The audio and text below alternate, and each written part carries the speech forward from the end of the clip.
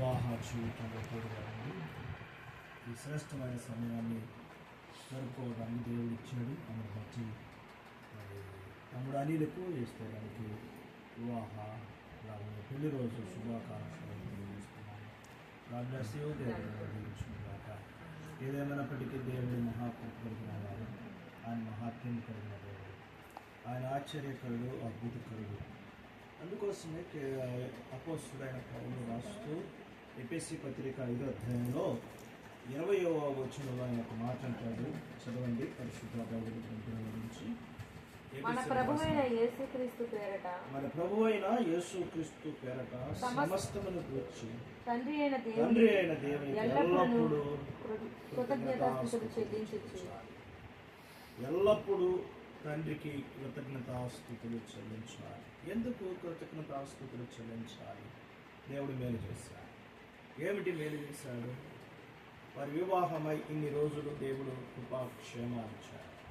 గడిచిన దినాలలో శ్రమలో, ఇబ్బందుల్లో, కష్టాల్లో, అవమానాల్లో, నిందల్లో వారు ఒకరినొకరు అర్థం చేసుకొని మరి ఈ శ్రేష్టమైన మరొక సంవత్సరాన్ని ప్రభుని స్తుతించడానికి దేవుడు ఇచ్చాడు. కాబట్టి ప్రభుని స్తుతించాలి. ఈ సంవత్సరం దేవుని యొక్క కృపలో వర్ధిల్లినట్లుగా, ఆశీర్వదించబడినట్లుగా దేవుని స్తుతించాలి. కాబట్టి ఆయనకు కృతజ్ఞతాస్తుతులు చెల్లించాలి. దేవుడు అనేకమైన మేలు చేస్తూ ఉంటాడు బిడ్డల పట్ల. ఆయన చేసే ఉపకారాలలో దేనిని మరువకూడదు అని వాక్యం సెలవిస్తుంది. కాబట్టి దేవుడు తమ్ముడు అనిలను ఎస్తేరాను ప్రేమించి దీవించి వారికి ప్రేమకు గుర్తుగా దేవుడు కుమార్తెను ఇచ్చాడు. నిజంగా వారి యొక్క జీవితంలో ఎన్నో అద్భుత కార్యాలు చేసినట్టుగా మనం చూస్తూ ఉన్నాం. కాబట్టి దేవుణ్ణి స్తుతించాలి. దేవుని గణపరచాలి, దేవుని మహిమపరచాలి. మన జీవిత కాలంలో ప్రభుకి మనము యథార్థముగా ఆయనకి ఇష్టమైన వారముగా మనం జీవించినప్పుడే దేవుడు మనల్ని ఆశీర్వదిస్తాడు. అవును, పేతురు రాసిన మొదటి పత్రికలో ఆయన ఒక మాట అంటాడు. మీరు ఎందుకు పిలువబడ్డారో, మీరు ఎందుకు ఏర్పరచబడ్డారో, మీరు ఏ విధంగా ఉండడానికి దేవుడు నిర్ణయించాడో పేతురు మహాభక్తుడు వివరిస్తూ ఉన్నాడు. 3వ అధ్యాయము 9వ వచనాన్ని చదువుదాం. ఆశీర్వాదమునకు వారసులగుటకు మీరు పిలువబడితిరి. ఎందుకు పిలువబడ్డారు? ఎందుకు ఏర్పరచబడ్డారు?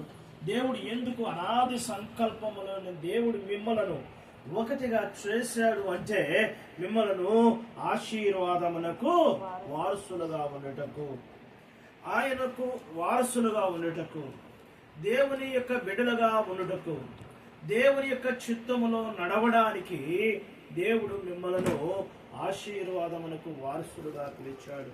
ఏంటి ఆశీర్వాదం అంటే? ఆయన నమ్ముకోవడం, ఆయన కలిగి ఉండడం ఆశీర్వాదం, ఆయన చిత్తానుసారంగా జీవించడం ఆశీర్వాదకరం. భర్తలు దేవుని యొక్క చిత్త ప్రకారం నడవడము ఆశీర్వాదకరం. కాబట్టి మీరు పిలువబడింది దేనికంటే ఆశీర్వాదానికి తగినట్లుగా దేవుడు మీ కుటుంబాన్ని విస్తరించాడు, మీ సంతానాన్ని విస్తరించాడు, మిమ్మల్ని బలపరుస్తున్నాడు, ఆత్మీయంగా బలపరుస్తున్నాడు. ఇహ సంబంధమైన ప్రతి ఆశీర్వాదమును దేవుడు మీకు ఇస్తున్నాడు. కాబట్టి దేవుడు మనము కృతజ్ఞతాస్తుతులు చెల్లించాలి. దేవునికి ఎప్పుడు కూడా మనము కృతజ్ఞతాస్తుతులు చెల్లించినప్పుడు ఆయన మన పట్ల కృప చూపించిన వాడిగా ఉన్నాడు. ఎందుకంటే అకుల్లా ప్రిస్కిల్లా భార్యాభర్తలుగా ఉన్నారు. దేవుని యొక్క చిత్తములో పౌలుకు ఆ సంఘములో పరిచర్య చేసే ఒక కుటుంబముగా, పనిముట్టుగా దేవుడు వారిని ఏర్పాటు చేసుకున్నాడు. కాబట్టి అకుల్లా ప్రిస్కిల్లాలో దేవుని యొక్క చిత్త ప్రకారం నడిచారు. కాబట్టి వారు అనేక విషయాల్లో మాదిరికరమైన కుటుంబంగా ఉన్నారు. కాబట్టి ఈరోజు మాదిరికరమైన కుటుంబంగా ఉండాలి. దేవుని యొక్క చిత్తముకు అనుకూలమైన కుటుంబముగా ఉండాలి. దేవుడు ఏర్పాటు చేసిన కుటుంబంగా ఉండాలి. కాబట్టి మీరు దేనికి పిలువబడ్డారు అంటే ఆశీర్వాదములకు వారసులగుటకే మీరు పిలువబడ్డారు. కాబట్టి దేవుడు మిమ్మల్ని ఆశీర్వదించడానికి, దేవుని యొక్క చిత్త ప్రకారం మీరు జీవించడానికి దేవుడు మిమ్మల్ని ఏర్పాటు చేస్తున్నాడు. అందుకోసం కీర్తనకారుడు అంటాడు కదా, 21వ కీర్తన 6వ వచనంలో 21 61వ కీర్తన 6వ వచనంలో నిత్య ఆశీర్వాదమును కారకుడుగా ఉండినట్లు నువ్వు అతను నియమించి ఉన్నావు. అంటే ఎవరు వారసులు అవ్వాలి అంటే మనం అవ్వాలి.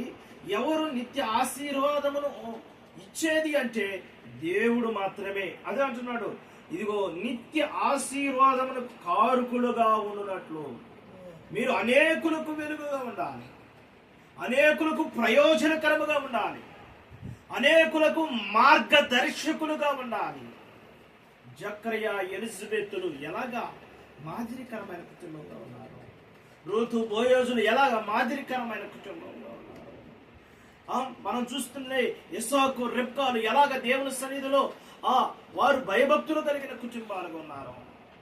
అబ్రహాము శారాలు ఎలాగైతే దేవుని చేత ఆశీర్వదించబడ్డారో మీరు కూడా ఆశీర్వదించబడ్డారు. కాబట్టి మీరు నిత్యము ఆశీర్వాదములకు కారకుడైనటువంటి దేవుని చేతిలో మీరు పిలువబడ్డారు. కాబట్టి ఆయన మాత్రమే మిమ్మల్ని ఆశీర్వదించేది, ఆయన మాత్రమే మిమ్మలను అనేకులకు వెలుగుగా చేసేది, మిమ్మలను మీ కుటుంబాలను దీవించేది.